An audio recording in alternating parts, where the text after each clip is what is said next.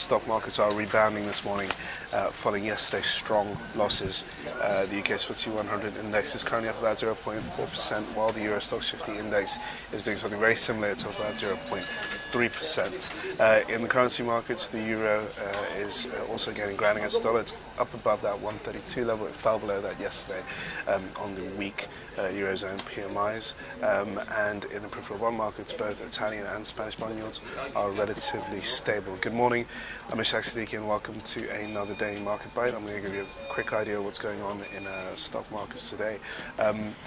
Let's start off with the big news. We've had German data today. Yesterday, German PMI services and manufacturing, the composite index fell, which was a bit of a surprise. However, earlier on this week, we had a positive ZEW survey out from Germany. So going into today's session, we had German GDP figures for the fourth quarter and also a IFO survey. And markets are a little bit mixed in terms of what we were going to expect, given the fact that we've seen a bit of choppy data coming out from Germany. It was a mixed result again. German GDP for the fourth quarter fell 0.6%. Not too much of a surprise. Markets expected weak growth in or weakening of Eurozone states, particularly Germany and France in the fourth quarter. However, we've had the release of a positive German IFO survey, which has kicked the bulls into action in this European session. The IFO goes in line with the strong ZEW survey. It suggests that German business confidence is growing, and Germans feel a lot more optimistic about their own recovery and the environment right now in global markets. So that's been a positive. It's pushed up the euro. It's given Bund's a bit of a knocking, and at the same time, the DAX is doing pretty well at the moment. It's up about 0.6%, reacting to the news. Now, in terms of what we've got going on for the rest of the session, we have the ECB's LTRO repayment announcement. They're going to give us an idea of how many banks are going to pay back their loans. It's been since the ECB's has been outlining how many banks have been repaying back money that they lent out.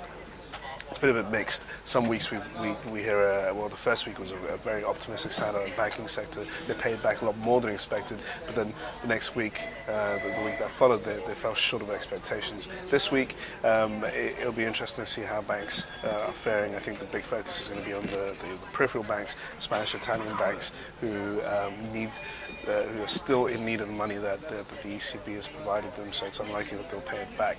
Now, in terms of what's going on in the Eurozone periphery, we have Italian elections coming up this weekend, so Italians are heading for the polls.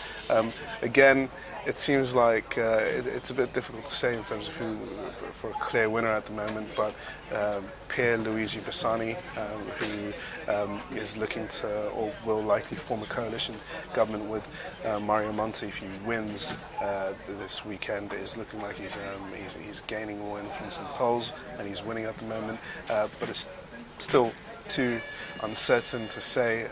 The populist movement headed by Silvio Berlusconi has some influence in Italy, and it may be the case that markets will demonstrate their hesitancy towards risk through the course of the session, given the fact that we don't have any more economic data to provide us some sort of direction later on in the US session. US markets are tipped for a firm into rebounding on the back of yesterday's losses. The S&P fell, registered its biggest drop since November 2012. At the moment, the Dow looks like it's going to open up about 35 points, and the S&P looks like it's going to open up about 6 points. Other than that, there's not much else going on. Thank you for watching your Daily Market Bite. Have a lovely weekend, and tune in on Monday for another one.